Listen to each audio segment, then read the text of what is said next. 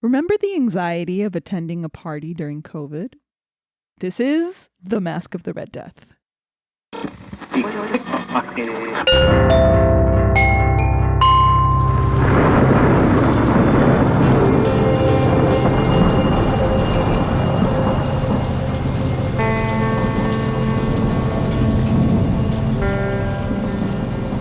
Howdy, campers. Hey! Welcome to Seen and Heard, S'mores Edition. We're just two campers sitting out here in the wilderness in our cabin right now. I'm Camp Counselor Greg. I'm Camp Counselor Jackie. And we are here this week to discuss Roger Corman's The Masque of the Red Death, starring Vincent Price. But before we get into this week's episode, and I do see some dark clouds ahead, Jackie, so let's... I hear some birds chirping. Oh, how delightful. I think that's a robin. I don't know. I'm not much of a bird watcher, but I think it's... In fact, I hate birds. You love them. I think it's a blue-breasted something. Fuck them. Yeah, fuck them. Anyway, what have you been watching lately, Jackie? Well, the reason I was at the movies on Tuesday. But by the time this comes out, it'll already be past Barbenheimer weekend. It was not either of those movies I was seeing. I was seeing Dial of Destiny on Tuesday. And you know what? I actually really liked it. Yeah. I did. What's not to like? I Truly, agree. I don't get it. I don't get why people hate it. I agree. Yeah, the de-aging is really bad, but Yeah. like people hate it. And I don't understand. It seems like honestly like a typical Indiana Jones movie to me. Yeah. For the most part. Yeah, there's Yeah. a little weird. I don't know. I went with my dad. He's always loved Indiana Jones. He was crying in the end. Oh my God. God. It was really sweet. It was really, I was crying too. So you're not crazy. And I really liked it. First of all, I love that you loved it. I've seen it twice now. And actually the second time I wouldn't say I loved it. Well, okay. I didn't love it. But I really enjoyed it. I really liked it. For me, truly, this movie did more for me than what's it called? Top Gun last year. Everyone was like obsessed with Top Gun. Yes, blockbuster movie. Woo! Me, it was cool, but like this movie did more for me, obviously because of like nostalgia, I guess. And we always like talk shit about nostalgia, but really, it got me. I thought it was good though. Actually, I thought it was good. It has a soul. It does have a soul. I think so too. The story's interesting. Yeah. They managed to make a 2 hour and 40-minute movie feel kind of brisk. Like I wasn't bored. I know some people said they were bored. It got a little too repetitive. I think it got a little too much like, okay, we're here. Now he's right behind us. Now we're here. Now he's right behind us. That happened a little too many times. Yeah, I would still shave a few minutes off. I liked Phoebe Waller-Bridge though. And honestly, like that ending. Right? I mean, yes. come on. So without spoiling it, the big thing that happens in the last act, were you down with that? I was so down with it. Yeah, me too. Which thing are you talking about? The very, very end? Like the last 20 minutes. Yes, I thought it was really cool. People online are like, totally ridiculous last act. I'm like, what's ridiculous about it? Weirder things have happened in Indiana Jones, yes, I think. I agree. I thought it was really cool, actually. I agree. And I thought it was very moving. Yes. I really like it. I think it's good. I think it's good too. I'm so glad. I'm very relieved. Yeah. I would like to take this moment to use this as ammunition against our friend Aaron Strand, because ever since I said on this podcast that the movie made me cry and that I liked it, he's used it against me at least 3 or 4 times. He's like, "Oh, just go back to Dial of Destiny." And I was like, "Listen." Yeah, I cried. My grown father, my 60-something-year-old father, who never watches movies. This was the first time he went to a movie in maybe 3 years. Wow. I'm not even kidding. And yeah, I turned to him at the end and he has tears in his eyes. Wow. It was really beautiful. Oh, I'm so happy. Yeah. I'm so happy. And then I did fun stuff. This weekend. Mamma Mia. Nice. The first one? Honestly, what a perfectly cast movie. Incredible. The cast, that movie's nothing without the cast. Agreed. ABBA, but yes. Well, yes. But the things that come out of their mouth, I never noticed how ridiculous they are. But every single one of these actors sells it completely. Fully. This was my first... Stellan Skarsgård. Oh my God. He commits. Nothing sounds ridiculous coming out of any of their mouths. Yeah.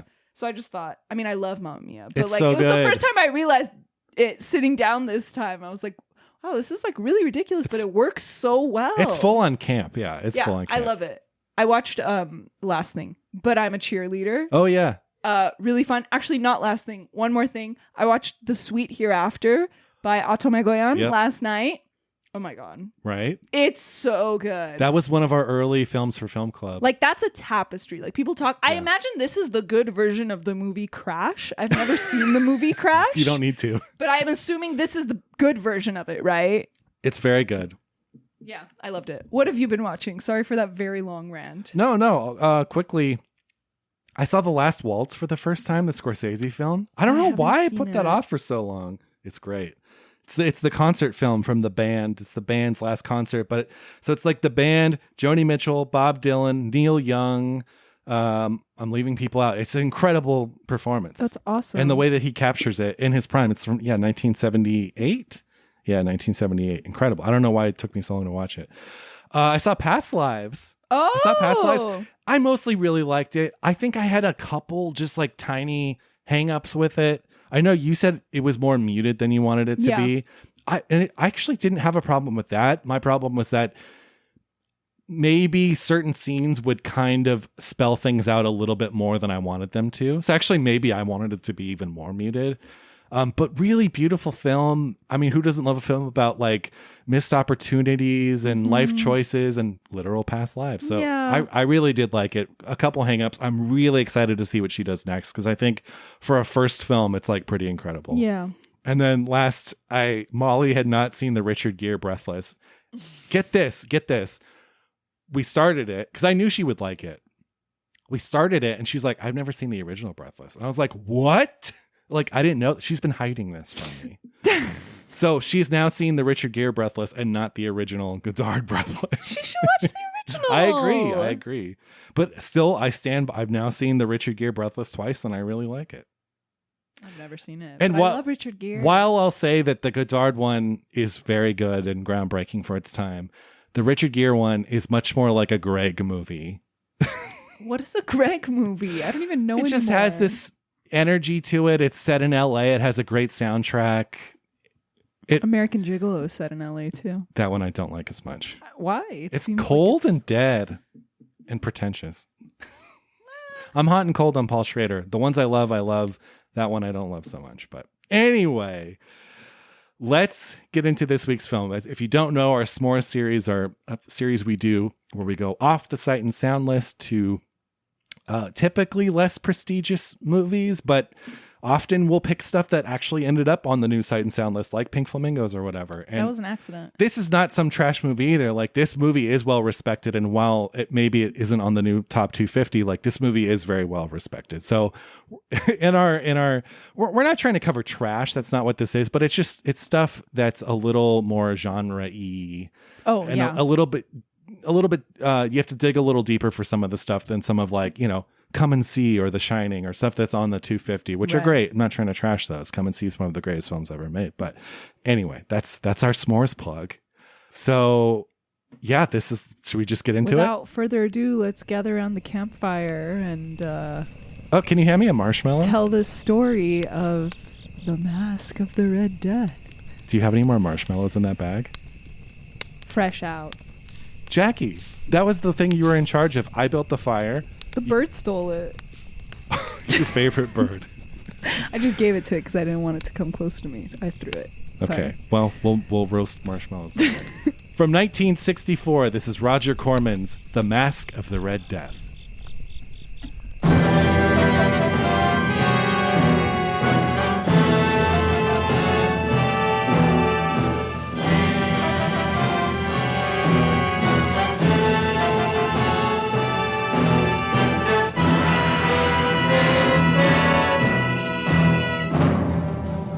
The Masque of the Red Death was released in 1964.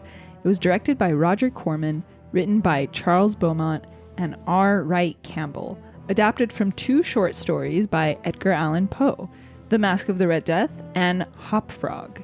Cinematography by Nicholas Roeg, music by David Lee. The film tells the story of the evil Prince Prospero, the Satanist monarch ruling over a medieval Italian village. He visits the village and kidnaps a girl named Francesca, along with her lover, Gino, and her father. Before leaving, he discovers the Red Death plague has killed a villager and orders the entire village to be burned down. At his castle, he imprisons the men and tries to convert the faithful Francesca to Satanism. Meanwhile, he quarantines the castle, inviting all of the nobility to an indefinite stay. For entertainment for his guests, Prospero forces Francesca's father and Gino to alternatively cut themselves with daggers, one of which is laced with poison. When Francesca's father tries to stab Prospero, he is immediately killed. Francesca's father, not Prospero. Gino is banished from the castle to die of the Red Death outside. Meanwhile, Prospero's consort, Juliana, wishes to be married to Satan and undergoes an initiation ceremony, which ends with her being clawed to death by a bird. Hopfrog, an entertainer, wishes to get revenge after the harsh treatment he and his partner, a young girl named Esmeralda, have endured. At the masquerade ball, he burns one of the noblemen alive and runs off. When Gino returns to save Francesca, he is met by a cloaked red figure, the Red Death personified, who tells him to wait outside. The Red Death infiltrates the party, and the guests dance a final dance of death as Prospero is overtaken by the disease. Francesca is allowed to escape with Gino, and the Red Death reflects about the fall of man with his buddies, all the other different colors of death. The film stars Vincent Price as Prince Prospero, Hazel Court as Juliana, and Jane Asher as Francesca. So this was the 7th of 8 films that Roger Corman made between the years of 1960 to 1965 for American International Pictures, all based on the writings of Edgar Allan Poe. And Vincent Price starred in all of the films in this cycle except The Premature Burial. Wonder what that one's about. These films were shot on a low budget, and typically principal photography lasted 3 weeks. For Masque of the Red Death, Corman decided to shoot the film in England because of the Eadie tax. Do you know about this tax? No. So this was a tax in England on foreign films. Anytime a foreign film would play, they would collect tax on it and use that money to fund British films, which is really smart. Yeah. So he kind of got his money back for all of the movies that he had, like all the movies he made that were shown in England. He decided to make a movie in England to use that money, like the tax. That's really cool. Yeah. So the production went 5 weeks instead of 3. And it used the leftover medieval set from Beckett. Wow. The film Beckett. He wanted to do Masque of the Red Death as his second film in this cycle. The first one was House of Usher in 1960. But he was scared people would compare it to Seventh Seal too much. Apparently Robert Towne wrote a draft of the script at one point. And then the writer Beaumont fell ill and couldn't do rewrites, which is why Campbell was brought on, and he incorporated the story of Hopfrog, which is another Poe short story. The film was praised as Corman's best, but it didn't perform too well as the other films in the cycle did at the box office. And in 2021, Martin Scorsese's Film Foundation restored the film. Oh, okay. But that's what I have for specs. Wow.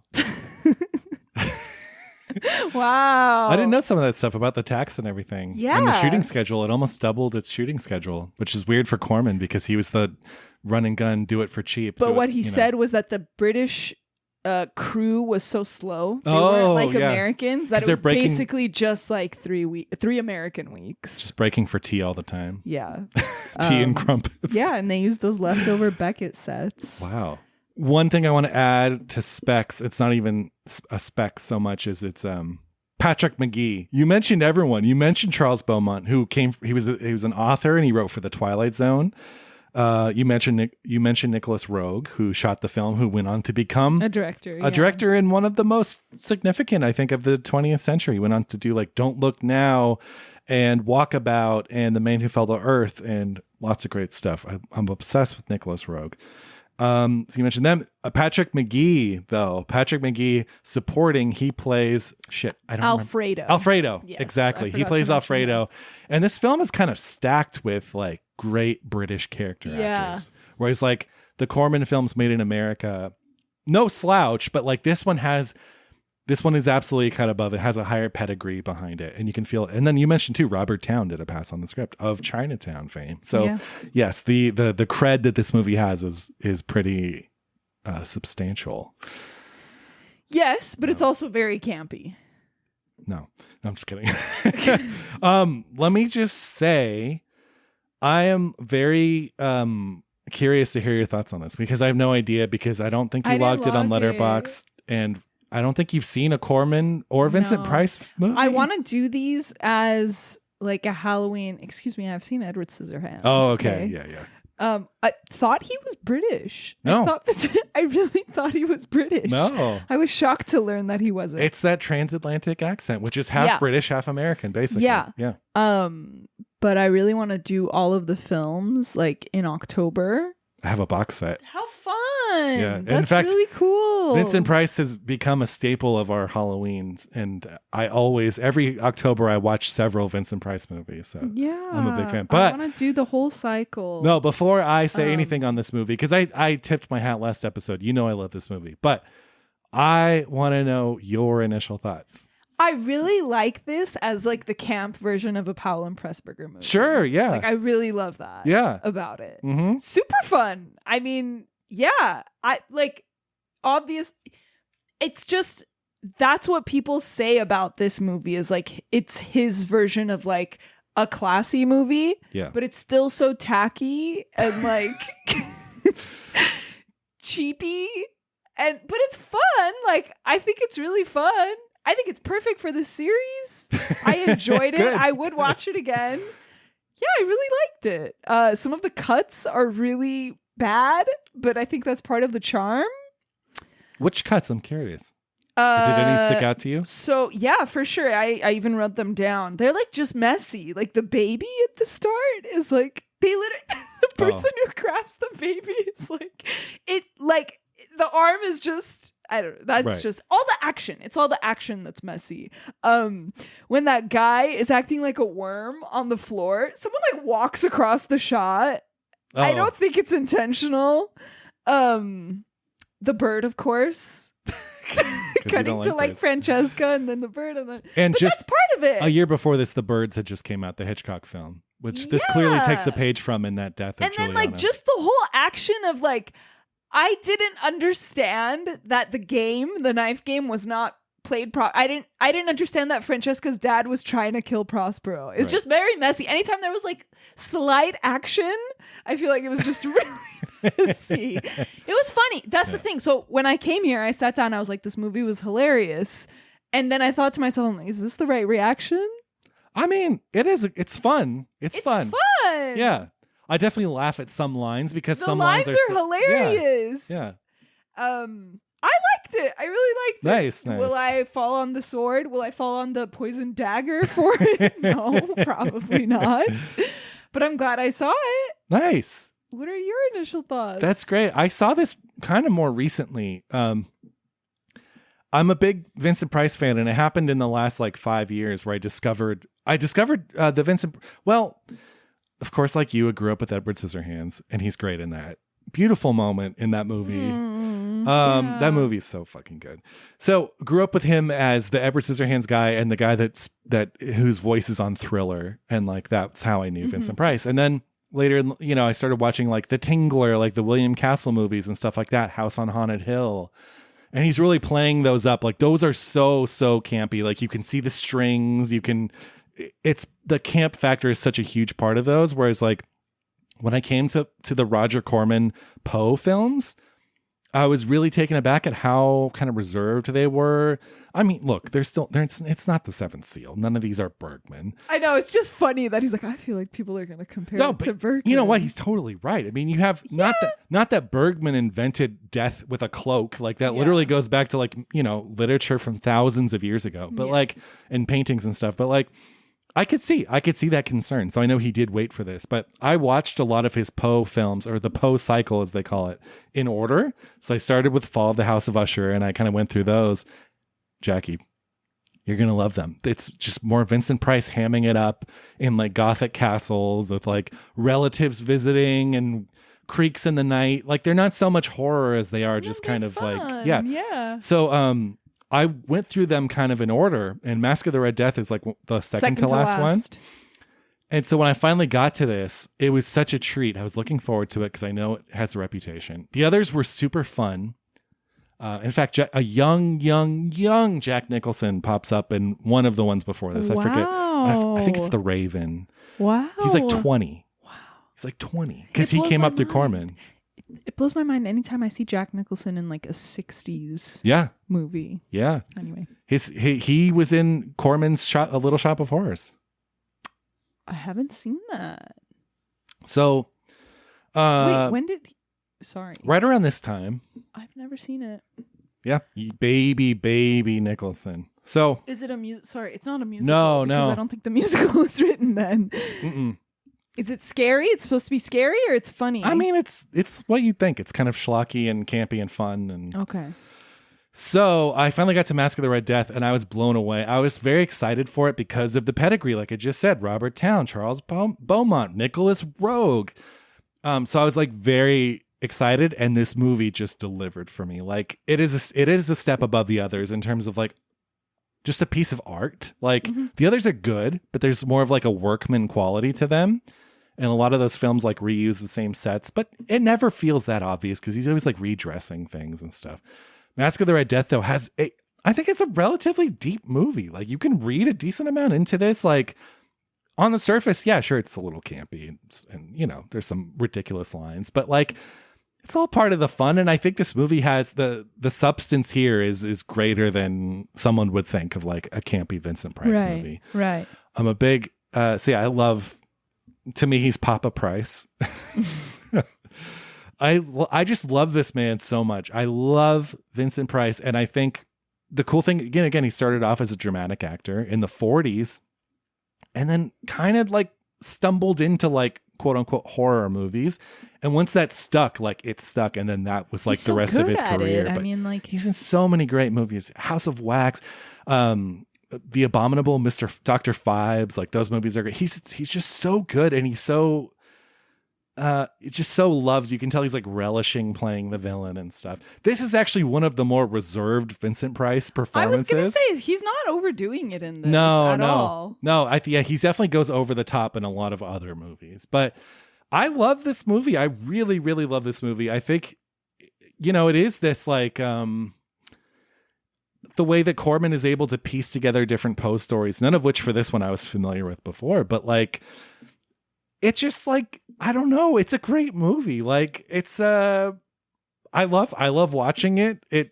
This was only my second time seeing it. So I saw it for the first time like a year or two ago.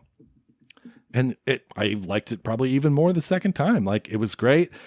You got a spooky castle. You got Vincent Price. You got really cool colors. The way that Nicholas Roeg shoots this. You've got some cool stuff with death. Also, you have the nice double use of the word mask. Yes. Because mask is in when people, it's a ball, like short for masquerade. And then also when you get this disease, your face turns red. Right. So it's like a nice, fun little thing. Just like the mask of like, he has Prospero's face when Prospero's looking at him. Yeah. I'm sure he has a different face every time someone looks at him. Yeah, exactly. What does he say at the end? Does he say something like that? It's like, because I know he talks about like, I look different to everyone. Or you won't know what I look like until the very moment of your death. I'm not remembering now. It's substantial writing. Like, honestly, it is. Yeah. I mean, there's heavyweights on this script, you know? So yeah, I love it. Also, Juliana is bae. Juliana, yeah. I love her. Huge crush. It's so funny. I have a friend named Juliana, and it's just like, could not be more different from this Juliana. It's just, and she's the only other person I know named Juliana, and it's just funny. Yeah, she's cool. I like Juliana. But let's talk before we talk about Juliana, because I do want to talk about her. Let's talk about this like caricature of an evil guy, because like I said, he's not overdoing it, but it's still like, it was funny to me. Yeah. Like when it started and he comes into this village and almost kills a baby. Yeah. And the way they fling up the baby.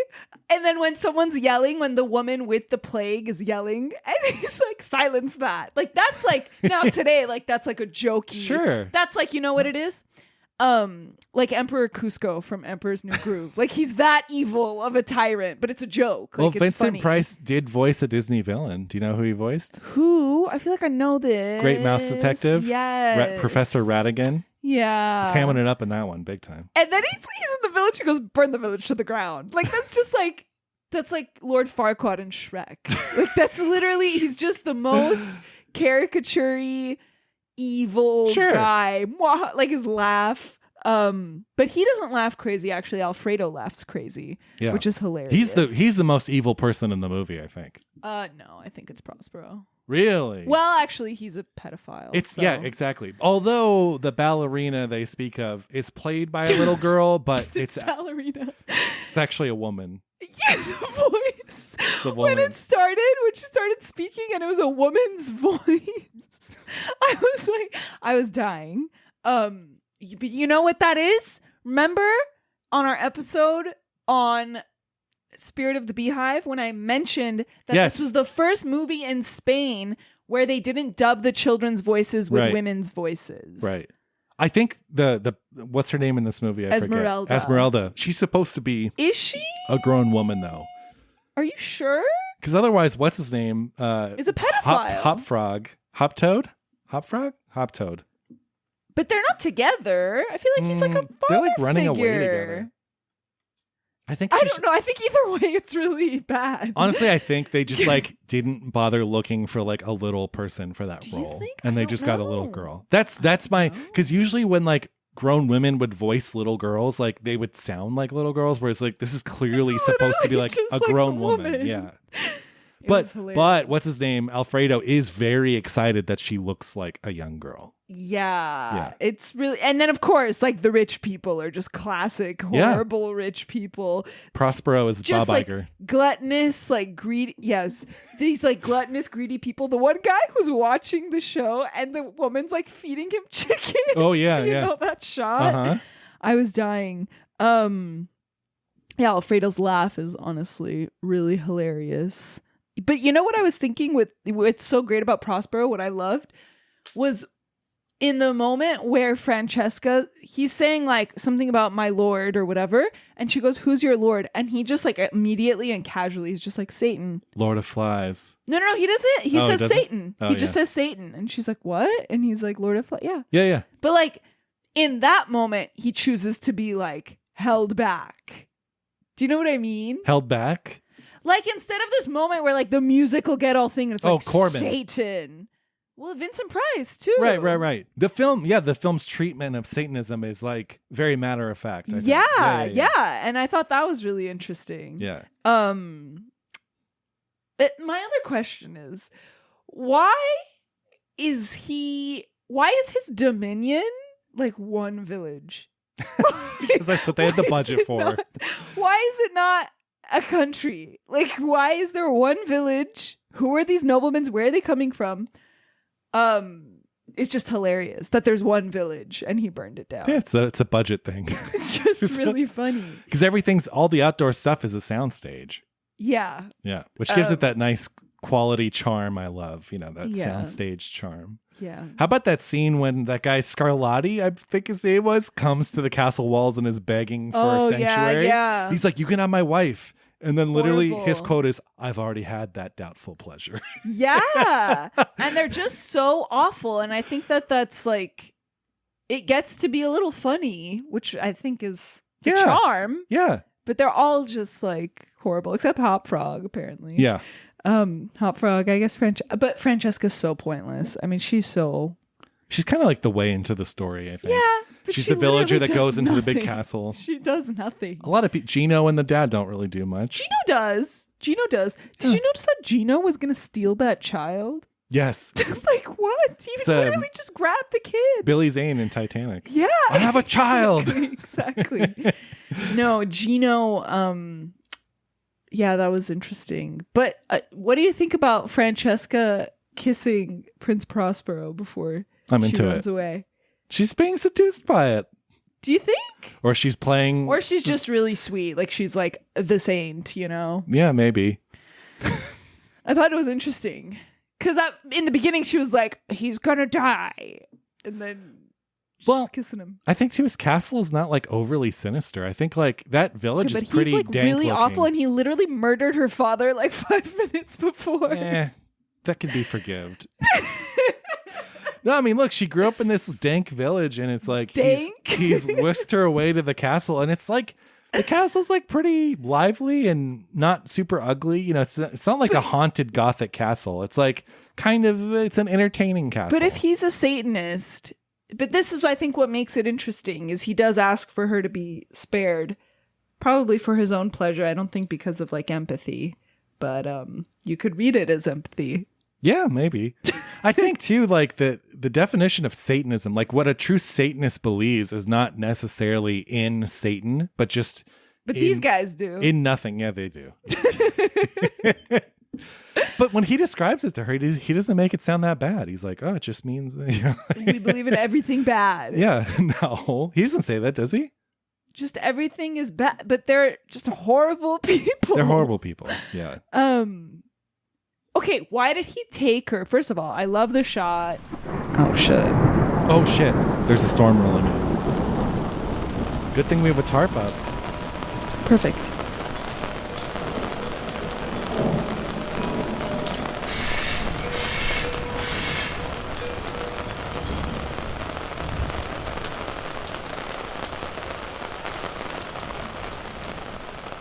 As I was saying. Yeah. I think it's past now.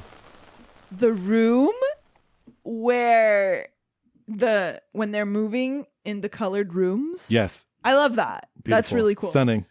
Why does he even take her there if she's not? He wants to tempt her. He doesn't want her go. He seems like he really doesn't want her to go in there. It's all about forbidden pleasures. I don't know.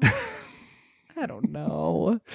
And then that dream she has where she goes down and goes into that final room and he... Is that a dream? Jolts out of a coffin. I think that actually happens. I think it happens too, but they treat it as if she had dreamt that. Yeah, that was so funny. Yeah. It's Bela Lugosi in that scene. Or Christopher Lee. But Juliana has a dream. Bay has a dream. An invocation. Yeah. Similar to Invocation of My Demon Brother. It's so funny. I literally... More than once in this film, I thought about Kenneth Anger. For sure. Me too. I think definitely Roger Corman saw some Kenneth Anger because you feel some of that in here. Like, not so much Invocation. Oh, because that was 1969 was Invocation of My Demon Brother. But Inauguration of the Pleasure Dome, especially of all the Kenneth Anger films, I feel a decent amount in this movie. Yeah. But yeah. For sure. But I like her like delirious sequence. It's like their version of a dream ballet, like his version of a dream ballet. You know Roger too. Corman's. You're right. Visually and sonically, it reminds me of the dream sequence from Rosemary's Baby, which was 4 years later. Yeah. Right? Yeah, for sure. I love when she dies and Prince Prospero's like, she's just married a friend of mine. Is that your favorite sound? Oh, great line. Great choice. All those shots you have in this movie of like behind the fireplace or like behind a pendulum, and it's like you're just watching the pendulum swing in front of the camera. Mm-hmm. That's a big motif in all these Poe movies. But like the really tacky bathroom, like the bath that she's in. Oh yeah, like very tacky. Tiled floors that are black and white, and it's just it's funny. I love in the film all the tests of faith that Prospero puts her through. What does he put her through? Like there's always like these, your God is this. Like he's always trying to convert her. No, but I love it. He's always like kind of teasing and stuff. And yeah, why is she wearing that huge cross? It's very sensual. Sis, no one wears a cross that big. She's nuns. Look at the village she's from. Where would she even get it? But where would she get that? From the local blacksmith. This whole Dominion is just that dank village, as you put it. Where did she even get? Was it silver? Something. It was big. Yeah. Where did she get it? How did she have the money? Her dad probably made it. Yeah. Her dad is like, Maybe Gino bought it for her. That's sweet of Gino. Oh, do you like his Lawrence of Arabia costume? Except it's black. Yeah, it's black. But it's before. When did Lawrence come out? 1963, I believe. Okay, so this is after. For sure, I think that's where you got it from. Maybe, but also isn't that just like a traditional outfit? I mean, like maybe, but why would he randomly have the inclination to do that? Yeah, no, maybe. It could have been a little Lawrence of Arabia nod. Yeah, totally. At one point, I literally wrote in my notes, this girl is literally pointless about Francesca. I mean, sure. Again, she's the audience surrogate. No, I know. She's I'm not saying interesting. It's a bad thing. It's all about Prospero and Juliana and Alfredo. I think it's about Francesca too. I mean, sure, but she's boring. She's boring. You know who she looks like? I just feel this way about any redhead in like the late 60s, 70s, although it's even like late 60s, is the You're Without a Santa Claus like redhead family. The Mickey Rooney Santa Claus. Yes, I feel the same way about the family in Once Upon a Time in the West. The redheads, they look like that too. It's all that That vibe. was so funny in Once Upon a Time in the West. Just a whole redheaded family that gets gunned down. Yeah. But anytime I see redheads in the 60s or 70s, I immediately think of that. That's so funny. I think too there's a thing about redheads being easily manipulated and brought to a dark side because there's something kind of pure about their hair or something like that, and it's like he's able to corrupt her. I'm so easily corrupted you wouldn't even believe. No, I don't feel that way. It's funny. It's we do have I think we have a lower pain threshold though. Really? Yeah. That could be a myth, but it might be true. Or it's me explaining away why I'm such a baby with pain. Maybe. But let's talk about we didn't talk about like the escape. So she literally, like, Juliana wants her gone. I don't really know why. Because she's the new Prospero's new affection of his eye. Like, but she wants to marry Satan. What does she care? Oh, that's true. That's right. Maybe she sees Prospero as Satan incarnate.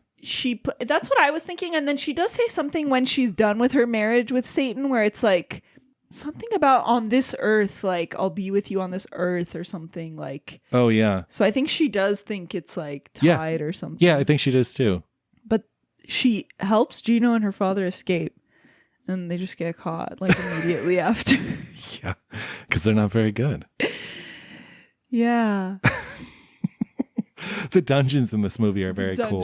All the people in the dungeons. I wonder if the scene when she's walking through to find Gino and her dad, and she passes different people in different cells. Silence of the Lambs. Silence of the Lambs. I was honestly wouldn't be surprised. Also, I'm pretty sure I could be pulling this out of my ass, but I think Jonathan Demme, who did Silence of the Lambs, I think he might have also come up through Roger Corman, but I could be totally wrong. What do you mean come up through? Because like Roger worked with him? No, whoa, okay. So Roger Corman in the 60s was like a papa figure. So because his movies, he had this model down in the 50s, right? In the 50s, he was making kind of like motorcycle movies and movies with not a really high like artistic value.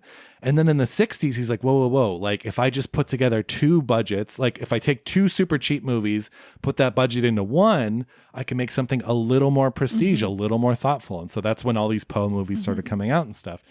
But because they were so cheap, Roger Corman fostered a bunch of talent. So like Martin Scorsese, Francis Ford Coppola, pretty sure Brian De Palma, so many people of the new Hollywood got their start because of Roger Corman. Joe Dante, Roger Corman gave them movies to direct. Like first he'd be like, here, edit this movie. And if they did a good job, like, okay, you can direct one. Wow. So that's why Roger Corman, like last week's episode, he's in The Godfather Part 2 because Coppola came up under Roger Corman. So he fostered this whole generation of talent of these film directors. He in the scene in Godfather Part 2? He's in the hearing, in Michael's hearing. Do you know which one he is? Yeah. Is he the one talking? No, he has a couple lines. He's not the main one talking. That's the second time you said Papa this episode. Yeah, because I have a dad complex. Do you want your kids to call you Papa? No, I want them to call me Papa. So yeah, he brought up a whole... That's really awesome. Why didn't you mention that earlier? Because I thought you knew, actually. I thought it was like common knowledge. That's why like all those directors got their start doing kind of like genre things or horror movies for cheap. It's all under Roger Corman. And there's a bunch of other directors that he fostered that I can't even remember right now because basically responsible for the entire new Hollywood. That's really great. So yeah, definitely thought of Silence of the Lambs. Yeah, right? Oh, also, I don't know if you knew this, But he's famous. I think he was famous in the 50s because he distributed a lot of the foreign films in America. So like he distributed like Fellini, Bergman, Truffaut, Kurosawa. Oh yeah, I'm looking on Wikipedia and they literally list Jonathan Demme as a Roger Corman person. No way. Here's what they have. He mentored and gave a start to many young film directors such as Francis Ford Coppola, Ron Howard, Martin Scorsese, Jonathan Demme, Peter Bogdanovich, Joe Dante, John Sayles, and James Cameron. Oh, that's right, James Cameron. Wow. He also helped launch the careers of actors like Peter Fonda, Jack Nicholson, Dennis Hopper, Bruce Dern, Diane Ladd, and William Shatner. Oh, and Corman is in Silence of the Lambs. Okay. No way. Yeah. He's Definitely then. So yeah, no, it's definitely a reference, I think. Wow. Yeah, we just figured it out in real time. It's great. Love that. I wish we had more people like that today. Yeah, that fostered young talent. Yeah. Yeah. Let's talk about these different deaths. What deaths? I love how he's like playing cards with the little girl that Gino tried to steal. Oh yeah. Uh-huh. Like, why do you think the Red Death spared 5 people, 6 people, right? 5. Because they had to spare somebody so they could come knocking at the castle walls. But what did you think about those other deaths that came? From the Red Death? No, at the end, the very last scene with all his buddies. Oh, in the castle? No, at the end, the Red Death. Oh, actual death. Yes. It's great. I love it. I love it too. It's a poetic ending to the movie. But like, okay, the black one we know. Yeah. What's the yellow one? We know the red and we know the Yellow black. Fever. Isn't there like a yellow fever? We know the Yellow Ranger, the Blue Ranger, and the Green Ranger. There's yellow fever. There's it could yellow be. fever, right? Yeah. Maybe one's typhoid. One could be yellow fever. One could be tuberculosis. Wow. No, it's and the fact that there's this image of them in these different colored cloaks just kind of wandering this countryside. Beautiful image. It's great. It's beautiful. You know what he says, that Latin phrase? You know what it means? I'm not going to repeat it. Oh, no. It means, thus passes the glory of the world. Oh, I like it. I like it too. But we didn't even talk about him coming to the party. Um, So actually, Roger Corman went back and said like he was super rushed for that scene and he thinks it's the worst scene in the movie. the party scene? Yeah. Where Like everyone dies? when he actually does. Yeah, when everyone does. I can see Everyone, what he's like, crowding talking him. about. I Yeah. kind of like it. It gets kind of psychedelic with the different colored lights. Yeah. I like that they dance. I love Yeah. the reveal of their faces, their bloody faces. Like that's really fun. It works for me. Yeah, I mean, I think it mostly works for me too. Yeah. No, that scene is very cool. No, I complain more about the baby. I think the baby's worse. My favorite death in this movie is Alfredo's. Yes. That's crazy. Yeah. So it's funny when we did our episode on Rules of the Game, we were talking about other movies that could have been inspired by the costumes, bear yes. suit. But that was I got it mixed up in my head. Alfredo was in a bear costume in this movie, but it's like a gorilla costume. He's in a gorilla. The bear, in The Shining, it's a bear. Yeah, The Shining, And it in is Rules of the Game, it's a bear. And it's all like rich people. Yeah. Like just being stupid. Yeah. It's great. It's a cinematic motif at this point. Do you know Patrick McGee, the guy that plays that role? I mean, he looks so familiar. I'm sure I've seen him in something. He was a very tortured, I think, Irish actor, and I think he was like a big alcoholic, and I think he died pretty young. Probably most well known for Clockwork Orange. He's the guy. Yeah. Him and his wife get assaulted, and he's like in the wheelchair. And then Malcolm McDowell goes back to his house, and he hears Singing in the Rain, and that's him. Oh, he's also in Barry Lyndon, so he's in a few Kubrick movies. But he's also in like Joseph Losey's The Servant, which is great. So yeah, he was this great character actor of great intensity, and even in this, you believe that he's this like loathsome piece of shit, and the way that he looks upon Esmeralda and like, ooh, you are disgusting, you are evil, you are foul, and obviously, according to Hoptoad, like he has done more than just leer. He's like a serious thespian. Not that Price isn't, because he is, but am I wrong to laugh? No, I don't think you're wrong to laugh. The movie's very over the top. It's very over the top. Be fun. Yeah, no, it is. Okay, the music. Yeah. Did you notice a striking similarity to another song? The last song during the ball, when the Red Death comes. Okay. No. I noticed it immediately. I'll play a little sample just so you guys can hear. It is frighteningly similar to A Boy Like That from West Side Story. Oh. Let me play it for you. What do you want to hear first? Let's hear the song from the ball. Okay, yeah, it's called Prospero and the Red Death.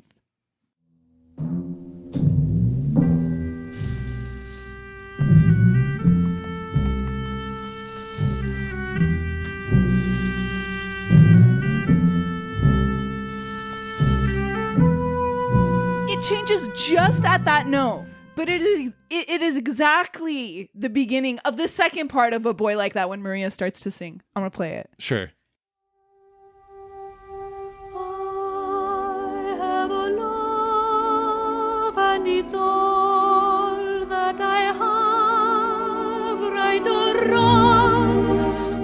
No, Greg, when I tell you I freaked. Leave it to you to find the connection with West Side Story. I love it, though. I love it. I mean, look, music copyright is one of those things where people have stuff in their subconscious that comes out and they're not always like actively ripping something off. And in that case, it's like a few notes. Like it does sound, I agree. It sounds similar, but I wonder if anyone has ever noticed that. That's always my thing when I catch things like that. I'm like, am I crazy? Or like, to have other people notice this? You may very well be the first. I made a discovery. It's always fun to make a discovery. It is. We made 2 discoveries. What else? The Silence of the Lambs reference. Oh, yeah. What did you think about the end credits with the tarot cards? So good. I was so cool, and the way that are so good. Because it's a screen being slowly covered with tarot cards, and then the text fits inside the area with no cards. It's really, really good. Yeah, it's very cool. Reminds me of Cleo from 5 to 7. Oh yeah, sure. But different, obviously. But similar to the opening of that movie. We're finding so many references in this movie. Honestly, it could have been because Corman, again, distributed a bunch of foreign films and was a big art film fan. So yeah. Could be. Wow. Should we do Sight and Sound? Yeah, let's do it. This one's feel like kind of a cheat. There's no one single shot that's like my favorite shot, but just the image of Juliana, my bae, at the altar of Satan. It's great because she's in the room that's black, so it's like all dark around her, and so you just see her, and it's like this altar, and she's like praying at it. When she burns herself, or before? Yeah, or the whole scene where she burns herself. Okay. Yeah, that's my lady. Not because she's a Satanist, cool. but it kind of makes her a little bit cooler. No, she's cool. I like her. Yeah. What about you? I think it's the 3 colored rooms, but I think it's when the Red Death has come and they're moving through the 3 colored rooms. Because at first when Francesca was walking towards the black door, I was like, oh, that's a really cool shot. But then with the Red Death, I think it's a little cooler. Yeah. It's a good sight. It's a good image. What'd you pick for sound? Well, you mentioned it earlier. This is when Juliana has just died by being attacked by birds, so it's your worst Literally nightmare. My nightmare. And Prospero says this. I beg you do not mourn for Juliana. We should celebrate. She has just married a friend of mine. Great. Yeah. I mean, the delivery. I loved it. The delivery, I loved it, yeah. What about you? Mine is really basic, but it's like it happens when he's showing his friends the room with the clock and it's like super quiet. Mm-hmm. It's just kind of his like monologue there. Cool. Let's hear it. Silence. Listen. Is it to awaken and hear the passing of time? Or is it the failing beat of your own heart?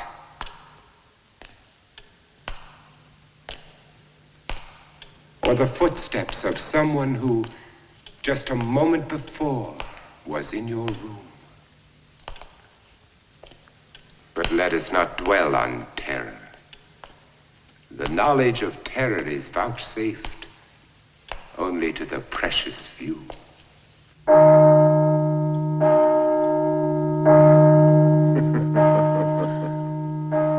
Again, classic Price. The delivery. It's just funny how like even though I haven't seen like a lot of Vincent Price stuff, he's just in our collective conscious. Yeah. He's an icon. Yeah. And I think he's one of the icons too that like holds up to his reputation. Sometimes you go back and you're like, oh, we'll see. And then like, I'm obsessed with Vincent Price. There's just something about him because he seems to be having such a good time. Yeah. And I think too, because he has the chops for the most part. I mean, he's not like Daniel Day-Lewis, but like he does have the chops because he came up in the 40s doing dramas like Laura. Yeah, he's in Laura and he's in Leave Her to Heaven. Leave Her to Heaven. Is he in both? Yeah, and he's in like Dragonwyck. He's in a lot of just like, yeah, kind of like the suitor, the romantic suitor or something like that. And he's so good at that. And then he's so great at being devilish and creepy. And yeah, I'm really excited for I think you're going to love the other Poe Vincent Price movies. They're so much fun. Yeah, I'm excited. Yeah. It seems like a good Halloween. So I couldn't find a Pauline Kael review on this one. So we'll have to skip her. I could imagine, you know what? Let's just say she liked it. That's official. Print that. Pauline Kael loves Masque of the Red Death. But yeah, I feel like she would. Yeah. Let's do Letterboxd. Here's a 3-star review that says, look, Vincent Price is wonderful. An aristocratic sneer on legs. Eyebrows slanting to align with whatever outlandish headgear he happens to have on. The film's color wheel reaches parts of the spectrum unprobed except in opium reveries. The sets and costumes are, without exception, ridiculously sublime. Hazel Court is the bride Beelzebub would be happy to take home to mom, and Jane Asher is the icing on the cake. But the story is just so much hand-wavy, Hades, bothering hokum. I got absolutely zero sense of menace out of the prince or his orgiastic lackeys. Just continual mild amusement, unlike the other Corman Poe I've seen, The Pit and the Pendulum, with its Inquisition-inspired mists and mellow creepiness. Hop Frog makes a welcome appearance, but for some reason going by the less euphonious Hop Toad, and he and his bizarre companion, the infant ballerina with the voice of a grown woman, constitute an entertaining subplot. Anyway, they go on, but I just like to... That's a really well-written review. I also don't get any menace from this. They do say, I came for Prince Prepostero, stayed for Juliana's Satan betrothal by way of inverted crucifix breast branding. That's you. Stayed a bit longer for Francesca and her eggshell blue yashmak. What? And fucked happily off to peaceful dreams the moment the end credits rolled. I agree. It's not really scary at all. No. Well, I think for 1964, it's frank depiction of Satanism. Like you said, the way it's so matter of fact, I'm sure was startling. And again, the scene. In fact, I forgot to mention this. I think there was some censorship in England about the Satanism. Exactly. Well, that's why there's a cut that's like 2 minutes shorter. That cuts out a few things. Oh, what is that, by the way? I think that's the one you watch. It's a couple seconds of Juliana's death by birds. It's a line here or there. What did I miss? Just a little bit more. Oh, okay. But I feel like we haven't. I want to talk quickly, right before we get back to Letterboxd, about Alfredo's death. Like, that is fucking crazy. Crazy. The first time I saw this movie, I was like, whoa. Like, it is crazy. Someone being burned alive in 1964, I think, is pretty crazy. And it's the whole setup, because it's set up way in advance. It's like, hey, you should dress up in this gorilla suit. We're going to play a game. We're going to play a game. I'll pretend to have a whip and be your master. And then, like, you're going to get out there, and, like, he gets him on the ground, and he's, like, a little annoyed, and then ties him to a fucking chandelier and raises the chandelier, sets his ass on fire. In the gorilla costume. He can't get out. He starts screaming. They all watch. Yeah, that's harsh. I think Ari Aster was taking notes too. Yeah. Yeah. It's a great scene. It's handled very well. And for 1964, like, that is horrifying. Yeah, I agree. I take back my previous statement. 3.5 stars. The whole movie is just an excuse for Vincent Price to wear a bunch of funny hats. I had that one. Damn it. 4 stars. I think it's very overlooked and should get a retrospective treatment as soon as possible. In a way, I think it's the best adaptation of Poe's work while bringing something fresh to his gloomy perspective. It is very bright. I think the tide has turned on. I mean, I think this movie is well recognized as like the cult classic that it is. Like the people that know it really love it. It's not obscure, but sure, this movie's not as popular as like other Vincent Price movies like The Tingler or House on Haunted Hill or something, or House of Wax. So in that respect, I agree. House of Wax is so scary. The Vincent Price one? I haven't seen it. It's just scary. Are you talking about the remake? Yeah, I think I saw like clips of the remake because I think Chad Michael Murray was in it, and I was like, you had a big crush? He didn't, but like, no. 1.5 star. Death turns into colorful Power Rangers. Yep, they stole that from me. I already said that. And this one is just it's sad. 1 star. What a ridiculous movie. I can't believe so many people like it. Oh my God. You have to be a sad person to write that. Yeah. I think. Yeah. I'm frequently drawn to the ridiculous, so. Yeah. Well, that was Masque of the Red out. Death. I think it's almost lights out. I think we're about they're yelling at us to turn the lights off. We have to go inside the cabin over there. I have to go to the boys' cabin. You go to the girls' cabin. So now we're the deans. Oh, we are the deans. Okay. Yeah. So we got to go in there and crack the whip in each of the cabins. So because the kids are horsing around. But this has been the Masque of the Red Death. Yeah, and your first real true Vincent Price movie. I'm not counting Edward Scissorhands, but come on. Your first Vincent Price starring film and your first Roger Corman film. Yeah. Well, cool. That was our S'more series. We want to thank our whole audience, but obviously especially our patrons. Those at the highest level, extra special thanks, Cynthia Fordwell and John Pennington. We do have a giveaway that closes tomorrow. This closes Wednesday, July 26th, 2023 at 11:59 p.m. Pacific time. And that giveaway is for 3 Deaf Crocodile Blu-rays. We're giving away 3 different movies. All you got to do is go follow us on Instagram, follow Deaf Crocodile on Instagram, and comment on the collab post with which of the movies you're entering for. You can only enter for one.